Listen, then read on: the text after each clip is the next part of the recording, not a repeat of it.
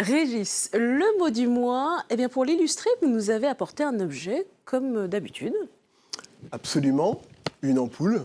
une ampoule. D'après vous, monsieur Nguer, quel est le mot du mois? L'électricité. Bravo, excellente perspicacité. Alors je vous propose de continuer à évoquer l'insuffisance d'accès à l'électricité sur le continent. Vous l'avez évoqué, c'est l'un des plus grands défis auxquels l'Afrique subsaharienne est confrontée. Pour en saisir la mesure, jetons un œil sur le graphique qui apparaît. Il compare les taux d'accès à l'électricité dans 3 régions du monde. Regardez, la barre à gauche, en Afrique subsaharienne, un tiers de la population seulement a accès à l'électricité, contre 95% en Asie de l'Est et 100% en Europe. Est-ce que tous les pays sont logés à la même enseigne? Non, on peut catégoriser les pays en 3 classes. C'est ce que va nous démontrer la carte qui apparaît. Alors tout d'abord, parlons des bons élèves. Ils figurent en bleu foncé. Gabon, Afrique du Sud, où les taux d'accès à l'électricité sont au moins de 85%. Vient ensuite la catégorie des pays intermédiaires, Côte d'Ivoire, Cameroun, Nigeria, Ghana, où en moyenne 55% de la population a accès à l'électricité. Enfin, les retardataires en bleu turquoise, Mali, Niger, Tchad, où 8 personnes sur 10 sont encore privées d'électricité. Est-ce qu'on arrive aujourd'hui à chiffrer ce déficit en électricité? Absolument. En Afrique subsaharienne, on ne produit que 90 gigawatts. C'est moins que ce que génère la France. On estime qu'il faudrait 830 milliards de dollars pour permettre à tous les Africains d'avoir accès à l'électricité. Dans le même temps, et vous l'aviez évoqué, M. Nguer, on assiste à une explosion de la demande en raison de l'urbanisation et de la croissance économique. Il y a tout de même une bonne nouvelle. Certains pays prennent le problème à bras-le-corps et essayent d'accroître leur capacité. Ah, lesquels, Régis? Alors je pense que ça va faire plaisir à nos amis ivoiriens. La Côte d'Ivoire est particulièrement active. Elle est en train de multiplier les chantiers d'agrandissement de ces centrales existantes. Et ça va encore plus loin. Les autorités ambitionnent de doubler la capacité de production d'ici 2020. Pour cela, elles investissent, tenez-vous bien, 9 milliards de dollars dans la construction de nouveaux sites de production, barrages hydroélectriques, centrales au charbon. Alors justement, quelles sont les sources d'énergie les plus prometteuses pour pallier ce déficit? Alors l'énergie solaire continue à beaucoup faire parler d'elle. Alors tout d'abord, elle est disponible en abondance. L'Afrique est l'une des régions les plus ensoleillées au monde. Ensuite, elle devient de moins en moins chère. On assiste depuis quelques années à une diminution des coûts d'installation de l'ordre de 60%.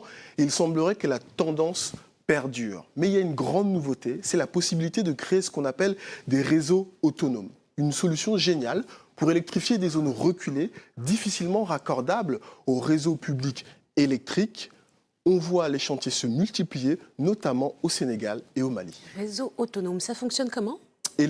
J'ai envie de vous emmener en voyage, Monsieur Nguer. Allons-y. On y va? On y va. Direction New Moon, un petit village de l'ouest du Sénégal. Oh, c'est beau. C'est joli, ça vous plaît? C'est vert. Bon, c'est alors, magnifique. prêtez attention à cette animation.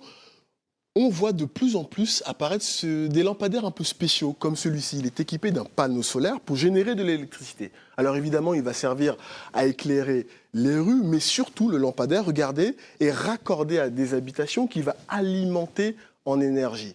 On aboutit donc à un réseau autonome.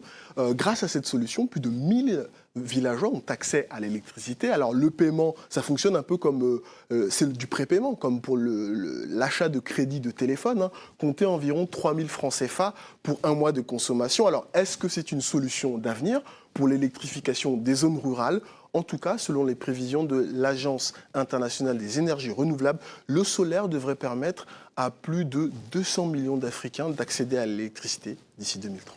Maman Nguer, est-ce que vous y croyez, vous, à la production décentralisée d'électricité? Alors moi j'y crois et je travaille pour une compagnie qui y croit croit aussi énormément. Total est l'actionnaire majoritaire de SunPower. SunPower, c'est le numéro 2 ou le numéro 3 du solaire photovoltaïque aux États-Unis. Donc, et c'est pas un investissement que nous avons fait pour verdir notre bilan. Nous croyons dans le solaire. Dans un pays comme l'Afrique du Sud, par exemple, nous sommes en train de terminer l'installation de 83 mégawatts crête d'énergie solaire, de centrales solaires. Donc j'y crois. Ce qui est extraordinaire, c'est que ça ne coûte pas cher. Pour 250 $, vous avez des kits qui peuvent équiper des maisons en milieu rural. en particulier des écoles. L'année prochaine, l'objectif du gouvernement kényan, c'est l'année prochaine d'avoir 100% des écoles du Kenya avec un accès à l'électricité. 100% des écoles du Kenya. Aujourd'hui, ils sont à plus de 90% des écoles au Kenya qui sont dotées d'équipements solaires. Régis, ce mois-ci, vous nous parlez aussi d'une révolution. Souvenez-vous, What is it? Alors, souvenez-vous, nous avions vu que le Rwanda préparait l'ouverture d'un aéroport pour drones afin de ravitailler les zones enclavées difficilement accessibles. Bonne nouvelle, l'aéroport est fonctionnel. D'après vous, devinette, que transportent les drones? Moi, je dirais de la nourriture. Non? Pas loin. Des médicaments. Pas loin. Des poches de sang, pour être exact. C'est surprenant, des poches de sang. Alors regardez, il y a une animation qui va se lancer. Alors c'est un peu drôle parce que pour prendre leur envol, les drones sont catapultés. Vous voyez? Ils vont ensuite ravitailler une vingtaine de cliniques qui sont, afin de leur permettre d'avoir des poches de sang pour effectuer des transfusions sanguines. C'est donc une petite révolution dans le domaine de la santé parce que ça va permettre de démocratiser les transfusions et donc de sauver des vies. Le Rwanda projette l'ouverture d'un deuxième aéroport l'année prochaine afin de couvrir tout le territoire. Excellente initiative. On en reparlera très bientôt dans cette émission. Merci beaucoup, Régis. Au plaisir.